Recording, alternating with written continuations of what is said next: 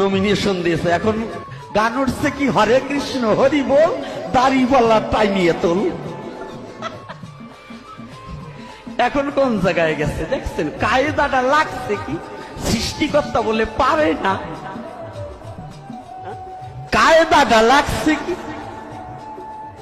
এতদিন ভয় পাইছিলাম যে জামাত বুঝি আসলে কোনটা হবে, এখন এই জামাতের লোকে হরে কৃষ্ণ বলে, তাই আমার বলতে দোষ কি?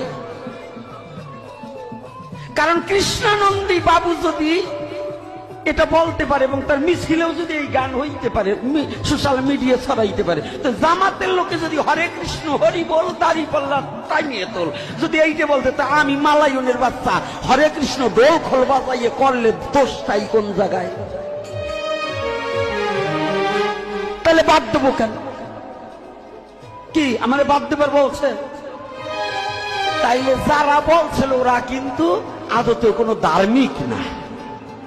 যারা বলছিল যে আমরা ইসলাম কায়েম করবো, এই দেশে অন্য কেউ থাকবে না, তাইলে বোঝা গেল ওরা প্রকৃত ইসলামও না, ওরা একটা সন্ত্রাসী পার্টি। ওরা মানুষে মানুষে ভেদাভেদ সৃষ্টি করার জন্য, ঘৃণা ছড়িয়ে মারামারি বাঁধাবার জন্য ওরা একটা স্লোগান দিয়েছিল।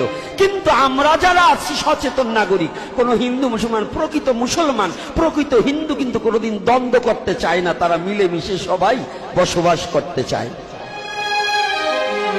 সন্ত্রাসের কোন ধর্ম থাকে না, সন্ত্রাসী আলাদা একটা জাত। কি কষ্ট হয়েছে নাকি বাবা আপনাকে? আমার কথাটা কি, এটা কিন্তু আমি কোন রাজনীতির কথা বলি না, কি আমি